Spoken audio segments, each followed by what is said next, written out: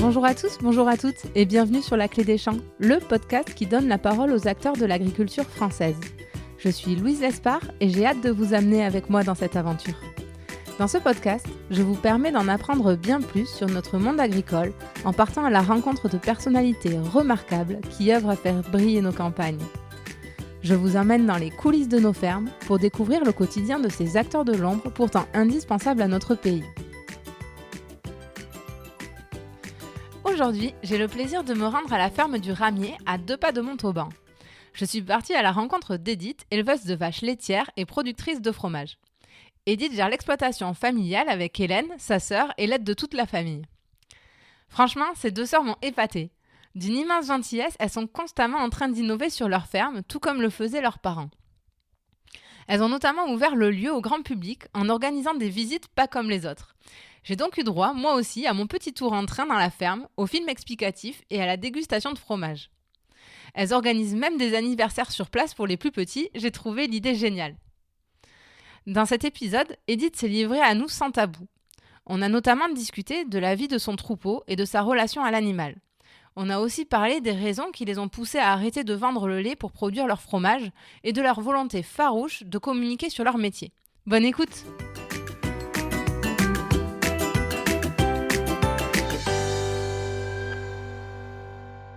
Bonjour Edith. Bonjour Louise.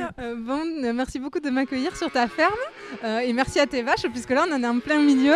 Justement pour démarrer, est-ce que tu pourrais nous expliquer qui tu es et où c'est qu'on se trouve actuellement ?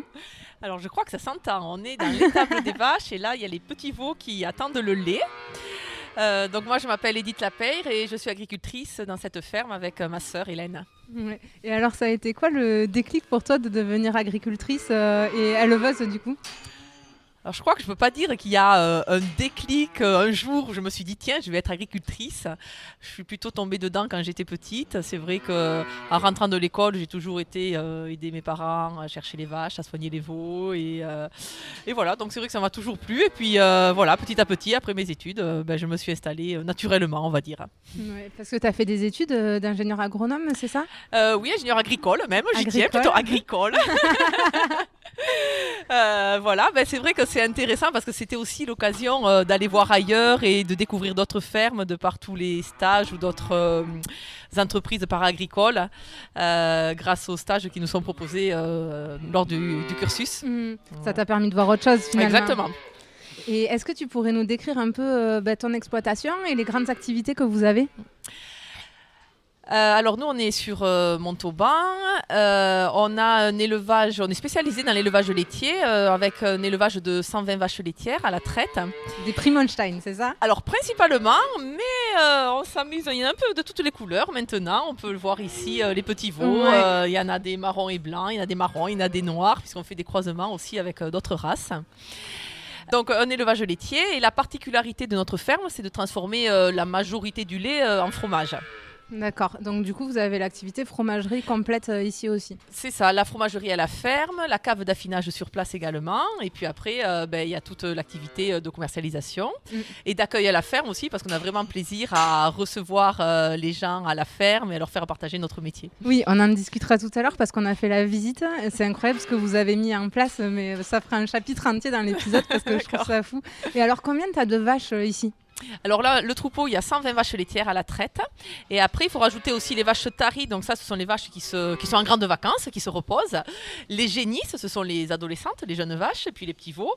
Donc ça fait plus de 200 bêtes en tout. Et pourquoi vous avez ce nombre-là spécifiquement ?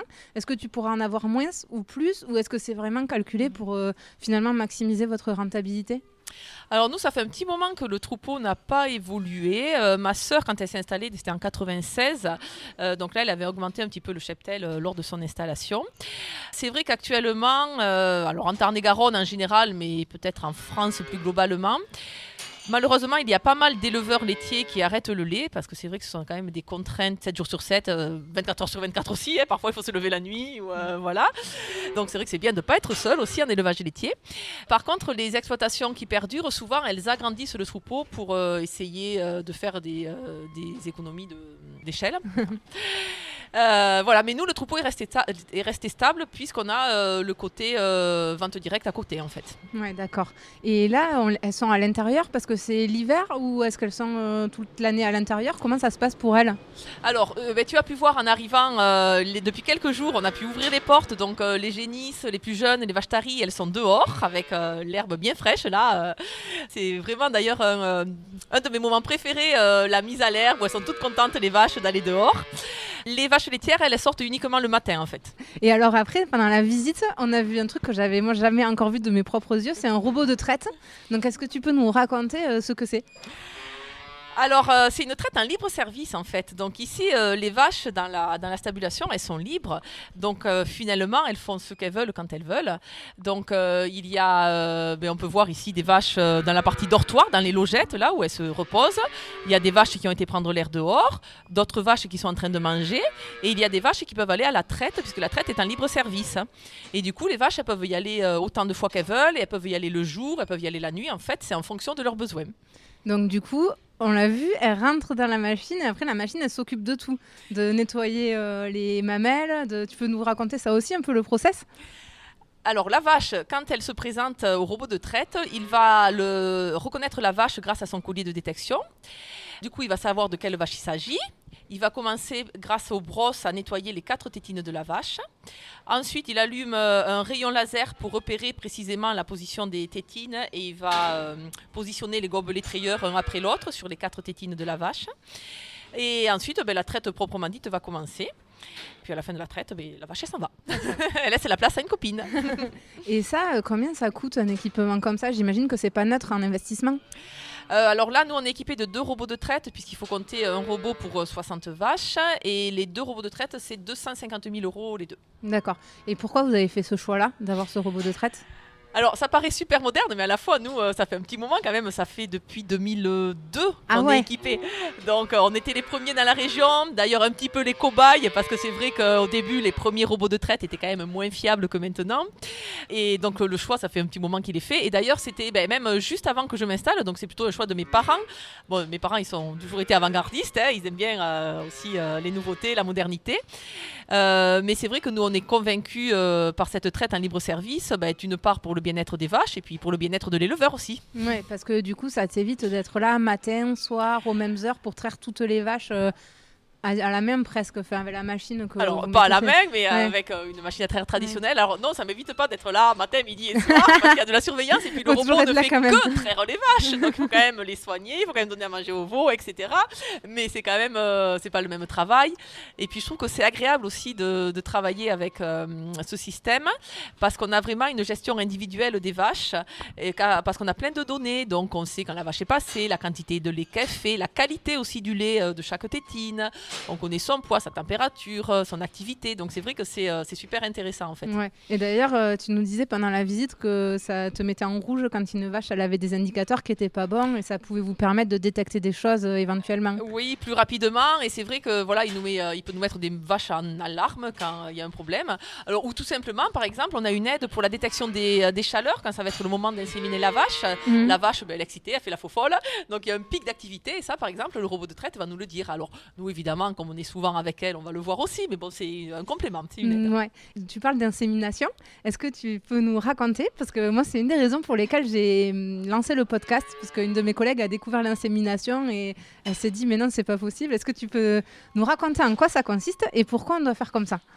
Alors c'est vrai qu'en élevage laitier, on travaille beaucoup par insémination. Alors il y a plusieurs intérêts.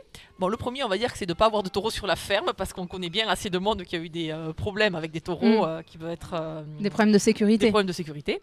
Ensuite, ça nous permet finalement de travailler avec les meilleurs taureaux du monde entier pour nos belles vaches. Il faut des beaux taureaux qui sont sélectionnés.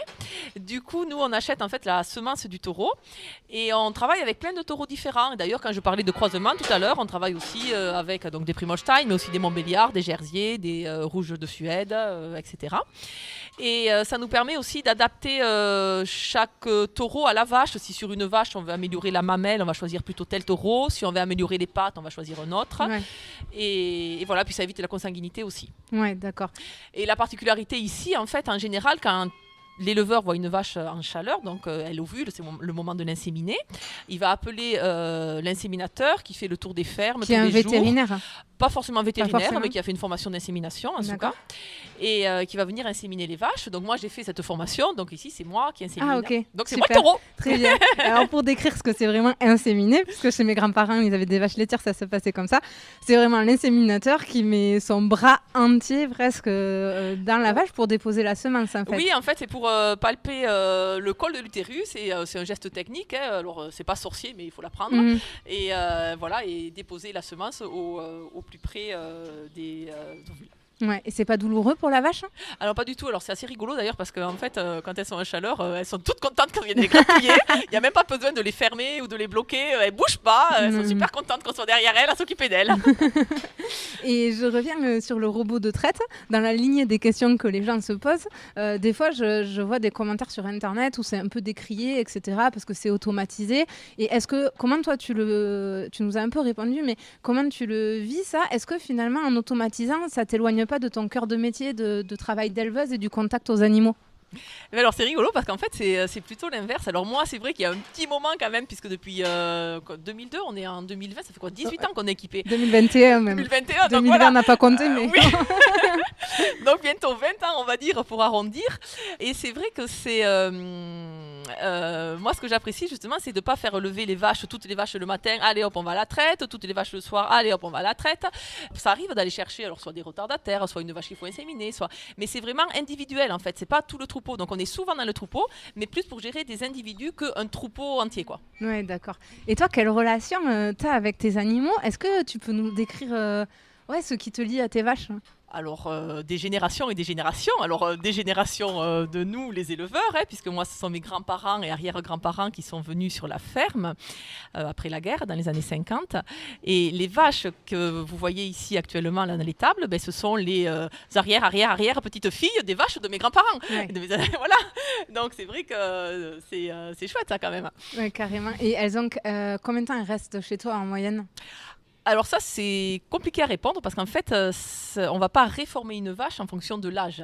On va réformer une vache pour plusieurs raisons. Alors ça peut être par exemple l'infertilité, puisqu'une vache, bien sûr, il faut qu'elle fasse un veau pour donner du lait, mais après, il va falloir qu'elle fasse un veau régulièrement pour renouveler la lactation. Ça peut être des problèmes de boiterie aussi, par exemple, ou des problèmes de qualité du lait. À ce moment-là, on va essayer de les soigner, mais on ne va pas garder une vache qui a un lait de mauvaise qualité. Donc c'est vraiment pas en fonction de l'âge. Donc je ne peux pas répondre à la question. Une belle réponse. Et justement, une vache, pour produire du lait, c'est comme un être humain ou une femme, il faut qu'elle ait un enfant pour en produire. Elle n'en a pas toute l'année gratos comme ça. Exactement, c'est pas une machine à faire du lait, une vache. Et ça, c'est vrai que c'est chouette de faire découvrir ça aussi aux gens qui viennent visiter la ferme, parce que les personnes, alors là souvent je m'adresse aux enfants, mais du coup ça fait réaliser les parents qu'une vache c'est pas une machine à faire du lait, que c'est un mammifère et que si elle produit du lait c'est pour nourrir son veau. Donc évidemment si elle n'a pas de veau, elle ne fera pas de lait. Alors la condition principale pour qu'une vache produise du lait, effectivement, c'est qu'elle ait un veau. Et puis après, il y a d'autres conditions. Il faut qu'elle ait une alimentation équilibrée, elle boit beaucoup, il faut qu'elle ne soit pas stressée, d'où les tables confortables. Voilà. Ouais, d'accord. Du coup, c'est pour ça qu'une vache, en moyenne, on l'insémine une fois par an, c'est ça? Elle a un veau par an en moyenne? Oui. Alors ça, c'est la théorie, effectivement. La vache, elle va avoir son premier veau vers l'âge de 2 ans, 2 ans et demi. Elle va commencer donc sa période de lactation, qui va durer pendant 10 mois. Ensuite, elle part 2 mois en grandes vacances, elle est tarie, elle n'a plus de lait, on arrête de la traire, elle se repose avant de faire son prochain veau. Okay. Alors là, ce que je t'explique, c'est très théorique, parce qu'évidemment, ça ne marche pas pile poil comme ça. Voilà. Et alors parfois, tu dis une insémination, alors parfois, ça ne marche pas non plus du premier coup, donc parfois, il faut la re-inséminer. Ouais, c'est comme les humains. Tout pareil, quoi. Mais voilà, on est des mammifères, on se ressemble. Très bien. Bon, mais merci beaucoup pour toutes tes explications. Je te propose qu'on laisse les vaches tranquilles et qu'on aille poursuivre au calme à l'intérieur. Allez, on y va. À tout de suite.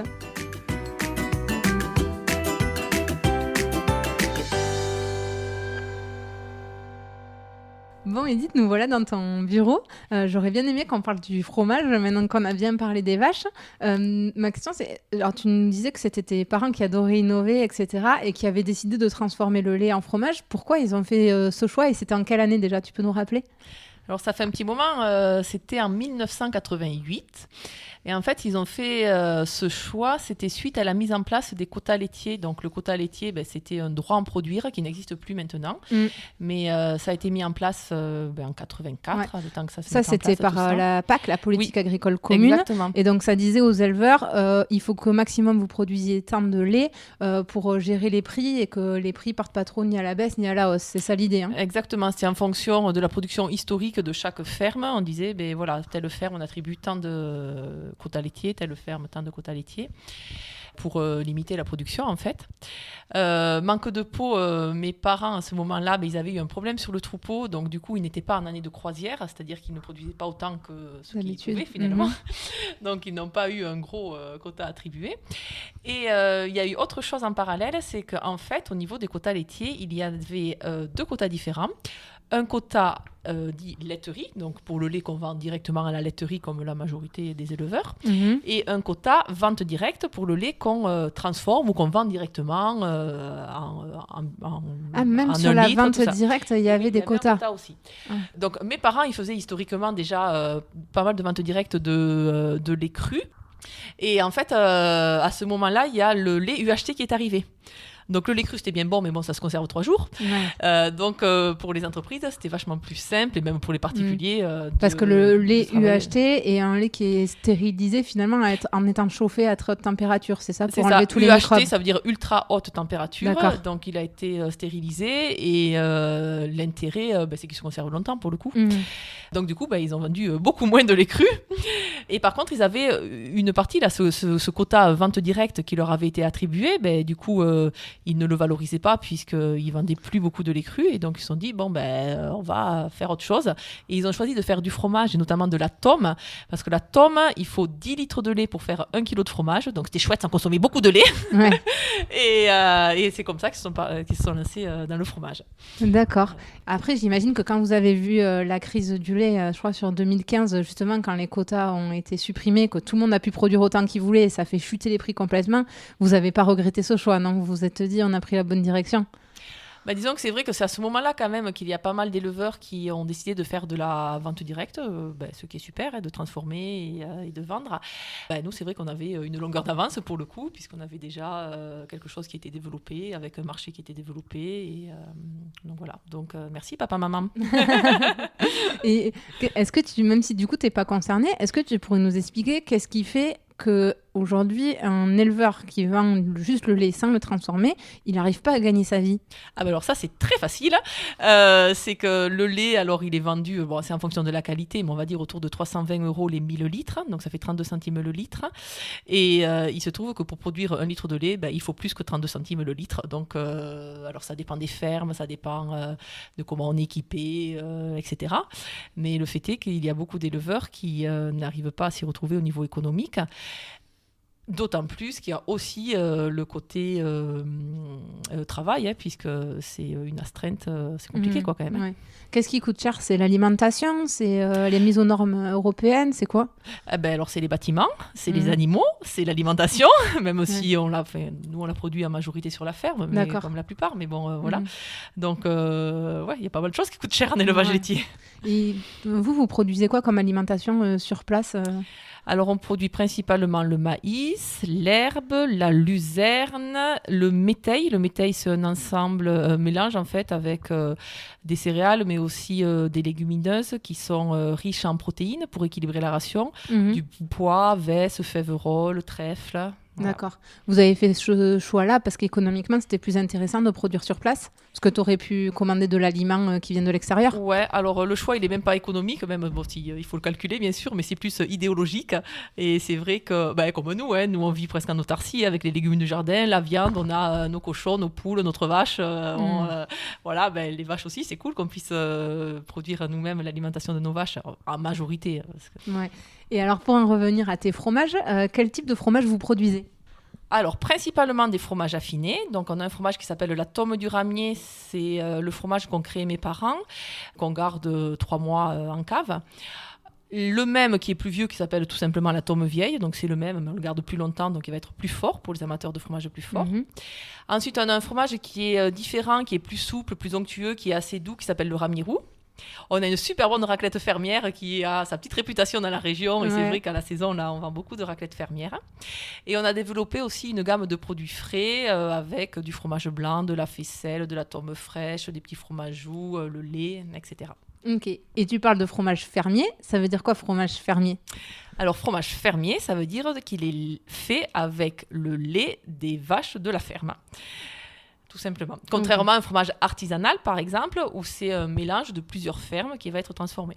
D'accord, ok. Donc, c'est important quand, en tout cas, si on veut vraiment un fromage qui soit totalement produit sur place de A à Z, de checker qu'il y a la version fermier, quoi. C'est ça. La mention fermier. Et je vais maintenant passer à la minute économique du podcast que je fais à chaque fois. Alors, est-ce que déjà, tu peux nous dire combien de fromages vous vendez chaque année ? Tu vas faire le calcul. Alors, on transforme. Notre chaudron en cuivre contient 2500 litres de lait. Il faut 10 litres de lait pour faire 1 kg de fromage. Donc, ça fait 250 kg de fromage par jour. Ouais. Je vais te dire, ça fait 75 tonnes de fromage par an, puisqu'on transforme 750 000 litres de lait en fromage. Ah, c'est beaucoup, hein ? Voilà. Et l'autre partie, il y a une partie qui est vendue à la laiterie. D'accord. Et vous êtes combien pour faire tout ça ? Alors, donc moi, je suis associée avec ma sœur. Alors, comme tu as pu le voir, il y a aussi les aides. Là, tu as vu voir ma fille, mon fils, les parents, ma tante, mon autre sœur qui ne travaille pas sur la ferme, mais qui vient régulièrement nous donner des coups de main aussi. Voilà, mais bon, eux, ils ne comptent pas. Et après, on a 8 personnes qui travaillent avec nous. Donc, on va dire, 3 au niveau plutôt des cultures et de l'élevage, 3 au niveau du fromage et des préparations de commandes, et 2 au niveau de l'accueil, de la vente, de l'administratif. Oui, parce que le fromage, c'est beaucoup de travail aussi, que ça soit de le retourner. Vous le faites de manière ancestrale aussi, je crois. Tu peux nous raconter ça un peu ? Alors, le fromage, la fabrication elle-même, c'est assez rapide pour la tome, par exemple. Dans la matinée, on a fait notre fabrication. Ensuite, le fromage va rester toute une journée en fromagerie dans les moules. On va le retourner 5 ou 6 fois pour qu'il s'égoutte bien. Le lendemain, il aura bien pris sa forme, on va pouvoir enlever le moule et on amènera les fromages dans la cave. Et la première étape dans la cave, ça va être le saloir. On met une poignée de gros sel d'un côté, on le tourne, on met une poignée de gros sel de l'autre. Je suis en train de penser qu'il faut que j'aille le faire d'ailleurs, quand vous serez partis, que j'oublie pas. Et ensuite, le lendemain, on va enlever l'excès de sel et on les mettra sur les planches en bois. Et alors là, il y a beaucoup de travail dans la cave puisque les fromages ils vont rester entre 3 et 6 mois. Ouais. Et 2 fois par semaine, on va les essuyer, les tourner pour bien homogénéiser la croûte qui va former, la moisissure qui va former la croûte du fromage. Donc ça, c'est vrai que ça se fait à la main et bon, on en fait un peu tous les jours, quoi. Ouais. Tu disais pendant la visite, on élève des vaches, mais on élève aussi des fromages. On élève surtout une flore d'affinage, c'est-à-dire des levures, des moisissures, des bactéries. C'est cette flore d'affinage qui va donner sa typicité au fromage et son goût particulier à chaque fromage. Et combien vous vendez en moyenne en fromage ? Alors ça se vend au poids, le fromage. Donc là, ça dépend lesquels, mais à la ferme, on doit le vendre autour de 16 € le kilo, quelque chose comme ça. D'accord. Et à qui vous les vendez ? C'est quoi tes grands circuits de distribution ? Ils sont assez diversifiés, nos circuits de distribution. Alors, on vend ici à la ferme. Alors, on vend quand les clients réguliers viennent chercher leur fromage, ou comme tu as pu le voir tout à l'heure, les gens qui viennent visiter, ils ont plaisir à repartir avec leur fromage aussi. Après, on fait une grande fête au mois de juillet qui s'appelle la fête du goût et des saveurs. Donc là aussi, ça fait partie des grosses journées de l'année. Oui, alors j'explique, je suis allée voir des photos, c'est presque un mini salon de l'agriculture chez toi, quoi. On en parlera après si tu veux. Donc voilà, après on fait des marchés hebdomadaires, on fait des foires. Alors bon, les foires cette année, il n'y en a pas eu beaucoup avec le Covid. Et après, on vend principalement vers chez nous, donc en Tarn-et-Garonne, en région toulousaine. Et toutes les semaines, on va livrer aussi nos clients professionnels, les restaurateurs. Alors là, c'est pareil, cette année, les pauvres restaurateurs, c'est pas génial. Les épiceries fines, les magasins de producteurs, les commerces de la région aussi. Voilà. Ouais, parce que j'ai vu que tes fromages, ils étaient aussi distribués dans les grandes surfaces, Super U, Casino, Carrefour, Intermarché. J'ai vu sur la carte, il y en a partout. Oui, c'est ça. Alors après, c'est pas vraiment avec une enseigne en particulier. On travaille directement en lien avec le chef de rayon. Et c'est donc le chef de rayon ou la crémière qui va nous passer commande. Ok, très bien. Et alors, est-ce que tu pourrais nous dire si un producteur de fromage de vache, aujourd'hui, ça gagne bien sa vie ? Alors, je vais te répondre pour moi, après, pour les autres, je ne sais pas. Alors, oui, nous, ça va. Effectivement, c'est vrai que l'intérêt de transformer sa production, c'est de garder la marge pour soi. Alors après, c'est d'autres métiers. Mais c'est aussi ce qui est intéressant. Là, moi, je me régale. Bon, ce soir, je vais bien dormir quand même. Mais aujourd'hui, c'est vrai que ce matin, je me suis levée, j'étais aux vaches. Après, j'ai été faire le marché. Après, j'ai reçu à la ferme là pour les visites. C'est vrai que le tracteur a crevé. Le tracteur a crevé, on a changé de tracteur. Après, je vais revenir aux vaches. Donc, c'est quand même vraiment, on fait jamais la même chose en fait. Donc, voilà, c'est plein de métiers différents. Alors, c'est passionnant, quoi. Voilà. Et donc, nous, au niveau économique, ça va, on arrive à s'en sortir correctement. À se tirer un salaire. Tout à fait. Et au niveau de tes horaires, c'est de quelle heure à quelle heure? Bon, alors, il n'y a pas de journée type, vraiment, ça dépend. Mais bon, en général, je suis à 6h30 à la ferme. Et voilà. Puis après, le soir, on revient. Alors, soit ma sœur, soit moi, avant de se coucher, on revient faire un tour aux vaches, repousser les rations, voir si tout le monde va bien, s'il n'y a pas de petits veaux qui arrivent. Voilà. Et est-ce que tu as l'occasion de partir en vacances ou est-ce que vraiment le fait de travailler avec du vivant et des animaux, ça te prive de tout ça finalement? Alors ça fait partie de nos objectifs avec ma sœur et moi, d'avoir un équilibre entre le travail et la famille. Donc après, il y a nos enfants et nos maris qui nous rappellent à l'ordre parfois. Mais c'est vrai qu'on arrive à partir en vacances, on arrive à partir de temps en temps en week-end, parce que c'est vrai que c'est ça aussi. Il y a les vacances, mais il y a aussi que c'est vrai, le week-end, il y a aussi toujours du travail. Mais en étant plusieurs, on peut justement s'octroyer des jours de congé. Oui. Ouais. Bon, tant mieux, tu nous envoies rassurés. Et alors justement, on parlait de tout ce qui était accueil. Là, on est arrivé à 15h et on a fait toute la visite. Il y a un petit train, il y a qui fait le tour de la ferme, il y a un petit film. Enfin, on sent que vous y avez dédié du temps à développer tout ça. Pourquoi vous l'avez fait ? Alors l'accueil à la ferme, pour nous, ça nous paraît, c'est naturel, quoi. Puis c'est tellement important de communiquer sur notre métier. Alors évidemment, si c'est pas nous qui le faisons, qui va le faire, peut-être des gens malveillants aussi. Donc nous, c'est vrai que même mes parents, dès le début, quand ils ont créé le fromage, ils ont fait des premières portes ouvertes. Et ça, c'est quelque chose qui s'est développé, qu'on a perduré. L'accueil à la ferme, on l'a structuré. C'est vrai que maintenant, voilà, on a une petite renommée et les gens ont plaisir à venir passer l'après-midi à la ferme. Nous, on aime communiquer sur notre métier, d'abord parce que on aime notre métier, donc forcément, on aime le partager. Et puis, on a tellement retour. C'est vrai que parfois, on entend parler d'agribashing, mais ici, c'est pas du tout ce que je ressens, quoi. Moi, je ressens de l'agri-loving à plein nez, parce que aussi, je pense qu'on sait expliquer aux gens, qui arrivent peut-être certains avec des a priori, mais du coup, c'est important de leur expliquer. Voilà, quand on explique aux gens, ils comprennent. Donc voilà, donc c'est super important pour nous l'accueil. Ouais. Et j'imagine aussi, c'est une manière de faire connaître tes produits et de favoriser la vente directe aussi.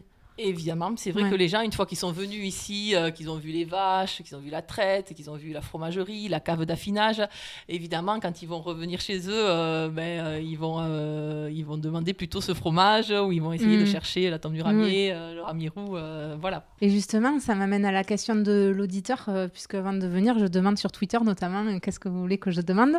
Et c'est Edouard qui te demande comment on peut faire pour recréer du lien entre consommateurs et producteurs, afin que les gens réapprennent, le goût du vrai fromage, et 2, qui prennent conscience du coût d'un vrai fromage.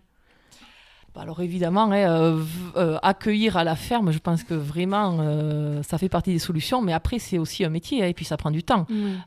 Donc, d'abord, il faut avoir une ferme qui soit quand même propre aussi. Alors c'est vrai que là, nous, on a la chance, on a notre maman qui est amoureuse de l'environnement, on a plein de fleurs, on a plein d'arbres. Elle est en train de tondre tout à l'heure. Elle est en train de tondre, et puis voilà, elle est toujours en train, voilà, on a une belle ferme grâce à elle, et c'est important d'avoir une ferme accueillante quand on fait de l'accueil. Voilà, mais parfois, c'est pas forcément évident, dans les fermes, parfois, quand il pleut tout l'hiver, c'est la gadoue aussi, voilà, alors que ici, on a réussi à avoir un complexe qu'on peut visiter toute l'année. Donc, je pense que de recevoir à la ferme, c'est vraiment important. Après, je comprends que tout le monde ne puisse pas le faire, et puis ça demande du temps aussi. Voilà. Après, à un moment donné, nous, on allait aussi avec les jeunes agriculteurs, on allait dans les écoles pour parler de notre métier, pour faire déguster les fromages, voilà. Donc, voilà, c'est des choses comme ça qui sont chouettes aussi. Finalement, c'est à vous de prendre l'initiative de communiquer vers l'extérieur. Mais effectivement, je te rejoins, ça fait beaucoup de métiers, quoi. Parce que quand tu te retrouves à être éleveur, crémier, fromager, après communicant, commercial aussi pour les grandes surfaces, ça fait beaucoup pour un seul homme ou une seule femme, non? Eh ben ouais, mais bon, nous, c'est ce qui nous plaît aussi, de jamais faire la même chose et de faire toute la chaîne de A à Z et d'avoir le retour des clients sur notre produit aussi. C'est vachement important pour nous. Ouais. Et alors, combien t'as de gens qui passent là, à la ferme, tu sais à peu près? On va dire en temps normal, parce que là, on a une année Covid, on va pas la compter, celle-là. Alors, on fait une grande manifestation à la fin du mois de juillet qui s'appelle la fête du goût et des saveurs. Ouais, ce dont on parlait, le mini-salon. Oui, voilà. Alors, en fait, le principe, c'est que on est tout à fait conscient aussi qu'on est plus fort quand on est plus nombreux. C'est-à-dire que là, il y a une 50aine de producteurs fermiers qui viennent avec leurs produits, qui amènent aussi leurs animaux. On fait plein d'animations à thème rural. Donc, il y a la démonstration de tonte, il y a des chiens de troupeau. On va permettre aux gens de traire les vaches à la main. Ouais, c'est vraiment très branché agricole.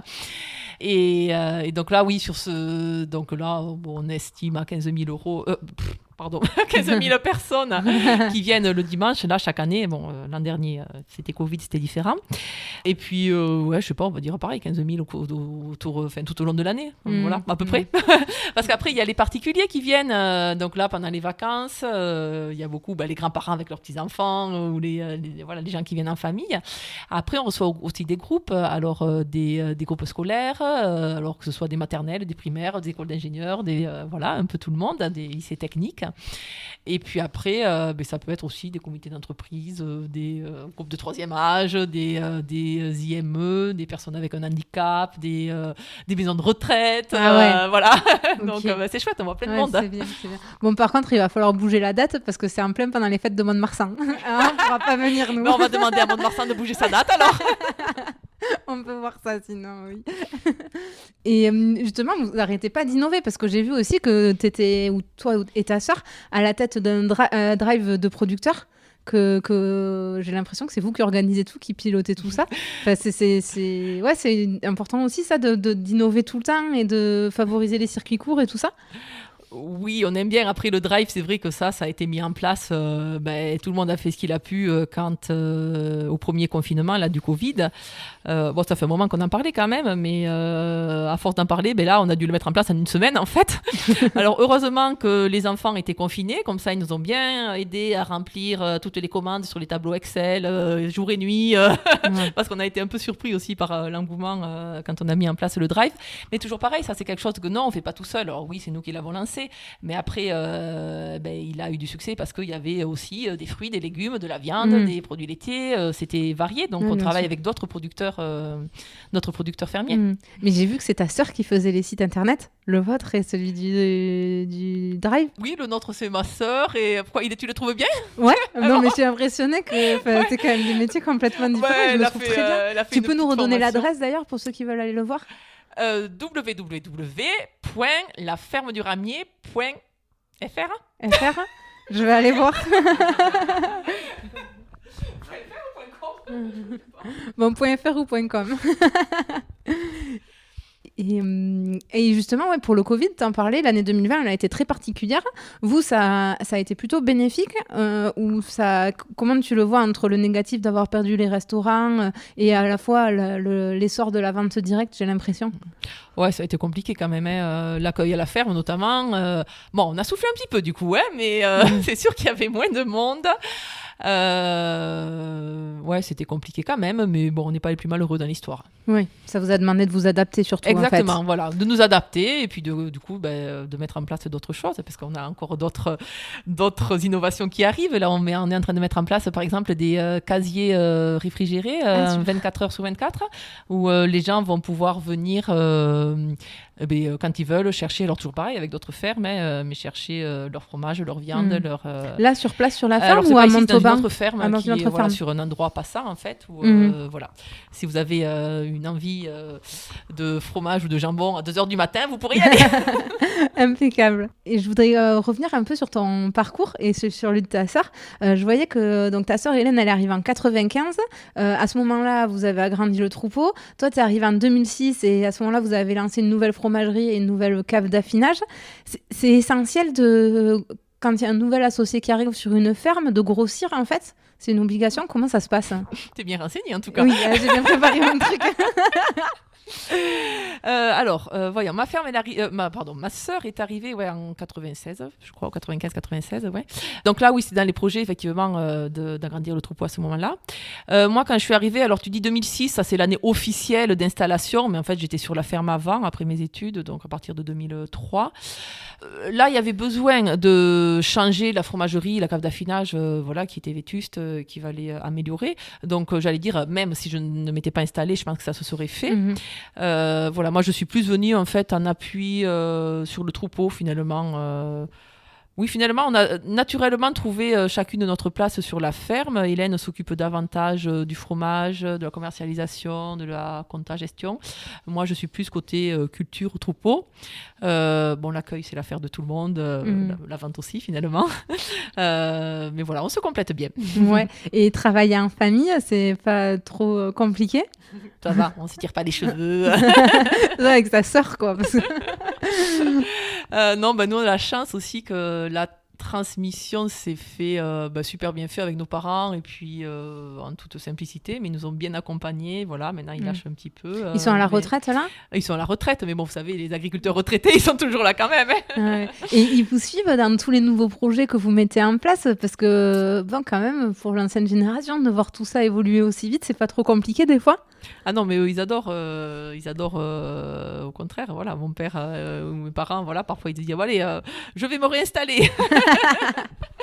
Donc non, après là, nos projets actuels, c'est plus environnemental en fait.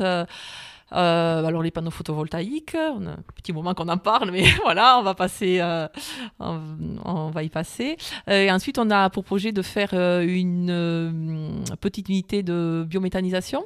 D'accord. Voilà, pour transformer le lisier, le fumier de nos vaches en électricité et puis en chaleur aussi, dont on pourra se servir pour chauffer l'eau pour faire le fromage. D'accord. Donc voilà, ça fait partie des projets à venir. Ouais. C'est d'être de plus en plus autonome en fait. Ouais, alors ça nous tient à cœur effectivement, autonome au niveau de l'alimentation. Si on pouvait être autonome au niveau de l'énergie, on n'est pas encore, mais ce serait cool. Ouais. Et j'imagine que tes parents, ils étaient contents que vous repreniez l'exploitation, non? C'est une vraie fierté pour eux. Alors, une fierté sans doute, mais tout simplement, je crois qu'ils sont contents aussi de voir que tout ce qu'ils ont mis en place, ça continue. Hein. Mais vos enfants avec ta sœur et tes neveux, ils vont faire quoi? Alors, bonne question. On espère bien qu'il y en a un. Donc, moi, en fait, j'ai deux sœurs. Là, on parle d'Hélène, mais ma sœur aînée, Cécile, n'est pas installée, mais voilà, elle vient de donner des coups de main régulièrement. Elle a aussi 2 enfants. Tous les cousins, là, ils aiment bien se retrouver à la ferme et je crois que ça leur tient vraiment à cœur, la ferme. Après, de là à s'installer, je ne sais pas même si, s'il y en a qui s'installent, je le souhaite, mais on ne va pas leur mettre la pression. Ils feront peut-être autre chose avant, en fait. Hein. C'est pas mal aussi d'aller voir ailleurs et de revenir après. Complètement. Bon, mais super. Écoute, je vais passer aux questions de ferme.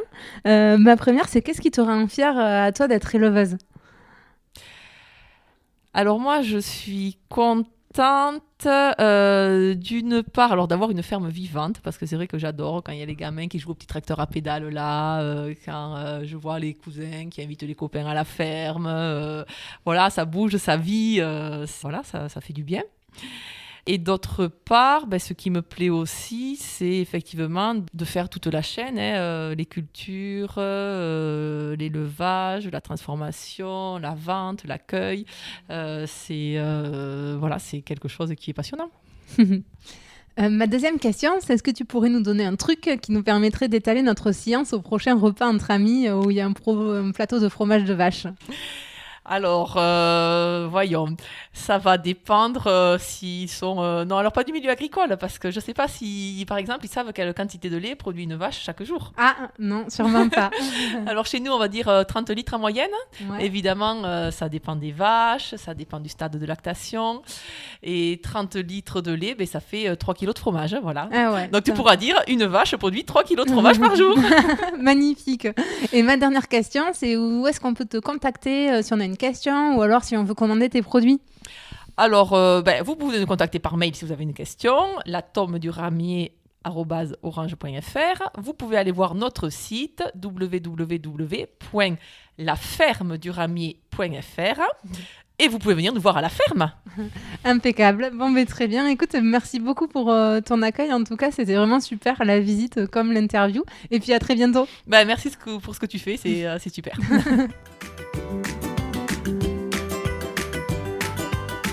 J'espère que cet épisode vous aura plu. Si c'est le cas, n'hésitez pas à laisser une note 5 étoiles ou à en parler autour de vous. Ça m'aiderait énormément pour faire connaître le podcast. Merci beaucoup et à bientôt pour prendre ensemble la clé des champs.